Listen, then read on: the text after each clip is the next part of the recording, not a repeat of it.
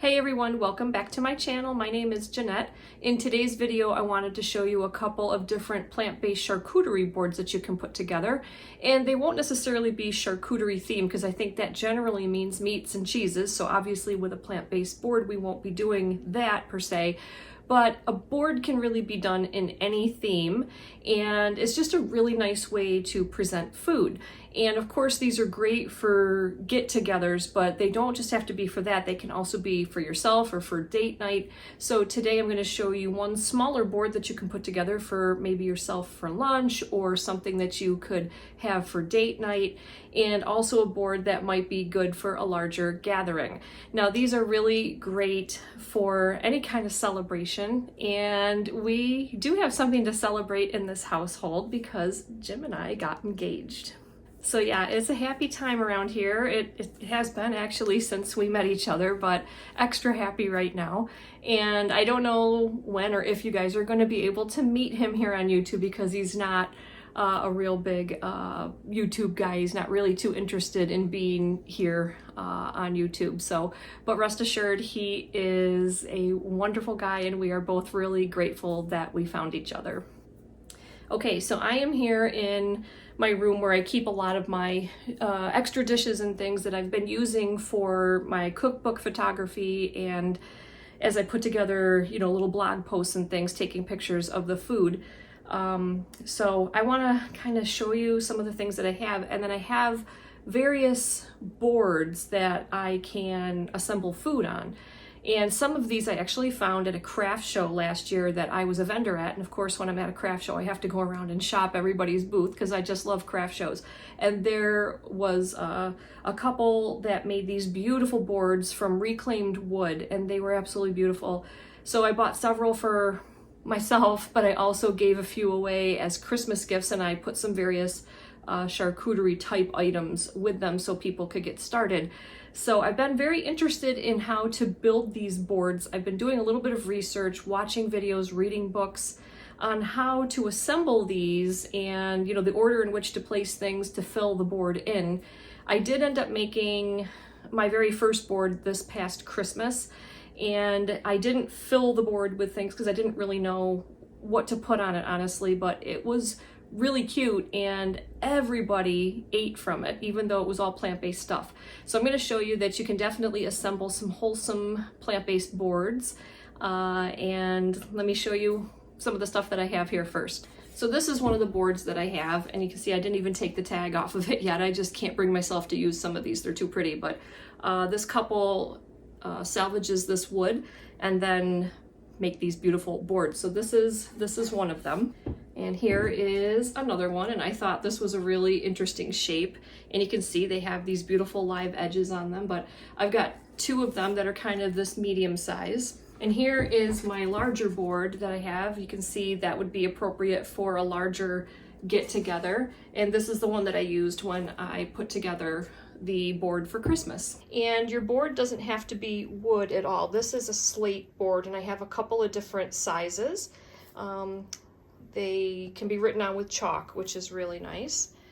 I found this really cool board at Wegmans, and this is walnut, and it is has kind of I guess is the stuff that you burn into wood, I guess, but it has Syracuse, New York on it, and it is a smaller board, which is really nice to have. I have a couple of other smaller boards, so I think this is acacia wood, and that, again, that's on the small side, as is this one that I found at Wegmans, and that's just an interesting shape, so I picked that one up. And this one I think I also got at Wegmans. You can find some cool things at your grocery store, but that's olive wood, and that's I'd say kind of a medium-sized board. And again, you don't have to have just wood. This is another slate board, but it is round in shape, which is nice to have. And I found these again at Wegmans. These are sushi boards, I believe, but that would be really nice to display other foods on. And this is a handmade pottery platter, which is a little bit on the larger side. And then, if you can just find really pretty, interesting plates, that's also an option. And we can come over here where I have a lot of my other dishes, which I'll show you in just a minute, but it's really important to have utensils for one thing when you're building a board. So I found these little like cocktail knives and forks. So I keep those for when we entertain. And this is a set of charcuterie implements, I guess. So we have those as well. And you know what? Let me show you in this drawer here. This is where I keep a lot of my like little wooden spoons and things, and those are really cute to have. And you know, we've got scoops and whatnot, but also you want little dishes and things to put some of your foods in. So I have a large assortment of little dishes because I do, like I said, I did the cookbook photography. I'm doing some more food photography. So anytime I see something really interesting and pretty, I like to pick it up. And like this is a really cool dish that I found. So if you just look around, you can find a lot of cool things. These I found at a local gift shop. This one unfortunately cracked, but I can still put dry goods in it. But you know, these are good for like little sauces and things. And then I also have these little guys, and these are my La Chamba clayware. So these are handmade clay pieces made in Colombia, and they're really, really beautiful, and they have an interesting story behind them on how they're made. It's really quite fascinating.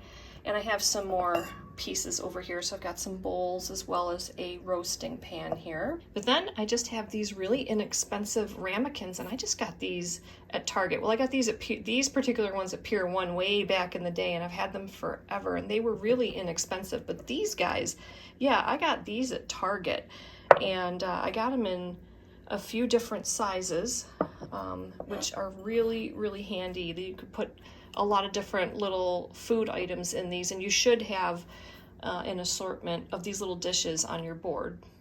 All right, let's get to work building our smaller board. For this one, I'm going to use this beautiful olive wood board that I have. I'm starting with some baby carrots that I blanched for just a couple of minutes just to soften them up a tiny bit, and some sauteed mushrooms. And I'm going to put these in these pretty little white dishes. And then I have some ripe green olives, and those are in a clear dish. And you'll see that I'm going to use a few different types of dishes because I think if you use different little containers on your board, it gives it more visual interest. This is a cashew cheese, and here's the brand that I find. It's from Treeline Cheesemakers, and it does not contain any oil, and it is locally produced. And this is fig and walnut jam, and this is just the Stonewall Kitchen brand that I find at my grocery store. I'm also using some sunflower seeds in this pretty little wooden bowl, and I'll show you the brand that I've been getting. Next, I'm going to add some stuffed grape leaves or dolmas, and I find these at Wegmans either in the prepared food section or at Wegmans or my other local grocery store in tins, and they're often packed in extra virgin olive oil, so I like to drain them on some paper towels and then pat as much of the oil off as I can.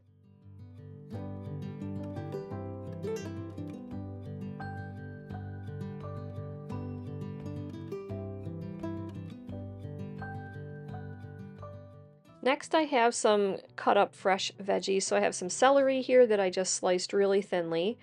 And I'm also going to use some cucumbers.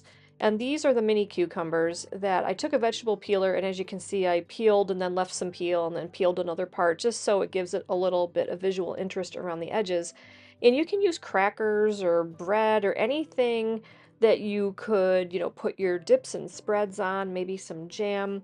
But instead of crackers and bread, I wanted to use some cucumbers. And you can also use your cucumber to, dip into hummus or anything else you might have on your board.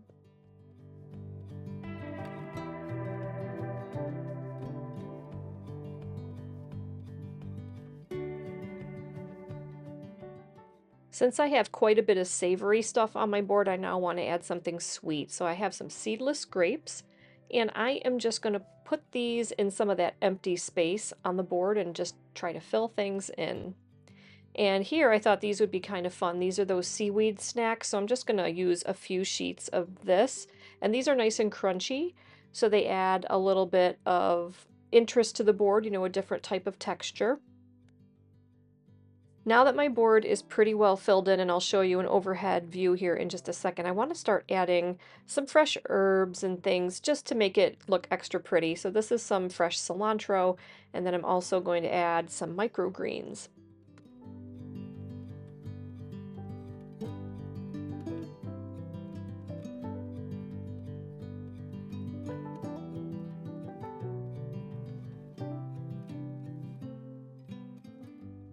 Change of plans for this video. I was talking to Jim earlier about putting together this big food board tonight and saying I won't be able to eat all of this myself, and we don't have a party or anything like that tonight. So I said, you know, I'll just put the board together and then store all the food away as leftovers. And he had a great idea, because he always has great ideas. And he said, well, why don't you just save it for the party? Coming up pretty soon is my dad's and my birthdays, and they're very close together, so we tend to celebrate them together. And I'll just make the big food board for that party. So that will be in another video. So instead, I'm going to show you a really delicious mocktail that I've been making lately. And this is inspired by one of my favorite local restaurants. And I've been getting much more into mocktails. I just think that they're fun to make, they're colorful, they're fun, they're cheery. And this one hopefully will not disappoint. For this mocktail, I'm using some fresh strawberries, fresh cucumbers, a basil leaf, a mint leaf, and some lime juice. And I'd like to sweeten this up with some maple syrup. And the one I have is one I made. It's a vanilla infused syrup. I just split a vanilla bean and put it in some local maple syrup. After about a week, it takes on a beautiful vanilla flavor. So I'm going to use that as well as my seltzer water. Then I chop up my ingredients except for the lime. I'm just going to spritz the lime into the glass, but everything else I cut up really finely and then put it into this little container and take my pestle and I start to muddle everything together. So I just try to smush all of my ingredients down until I get a mash with a little bit of texture.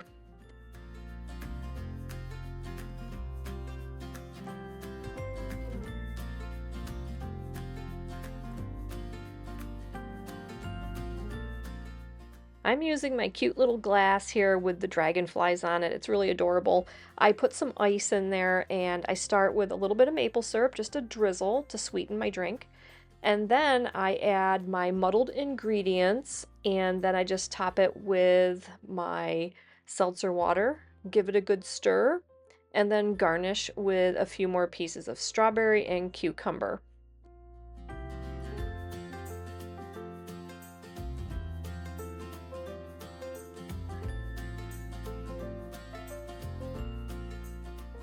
And there is my beautiful mocktail in this beautiful glass. Oh, it's really good. I hope you guys give this one a try. It is delicious and refreshing and perfect for summer. Another option for your mocktail is to take your muddled ingredients, mix it together with your seltzer water, and then strain all of that into a glass. That way you don't get all the chunky stuff in your drink if you don't want that. I personally don't mind having those little bits in there, but if you want to strain it out, that would also work. I also tried putting the ingredients into a blender without the seltzer water, with just a little bit of water to get things going, and that worked too, but it came out more like a slushy consistency and it looked more like a slushy to me. So that would work if you don't mind that, you know, kind of look to your drink and texture. But there's a few ways you can do it as long as you get the flavors infused into your seltzer water. That's really the key, and it also, you know, takes on a nice pink hue from the strawberries. All right, that's going to do it for today's video. When we have our birthday party, I will put together that larger food board and show you that. There are just an infinite number of ways you can put a board together, so many different themes. So I'll show you what I put together for the party. I already have a bunch of ideas for it. So we'll do that. Maybe we'll do another mocktail in that video too, but that'll be coming up in a few weeks. All right, that's it. Hope you guys enjoyed this one. Take care, and hope you guys have a great rest of the week. We'll see you in the next video.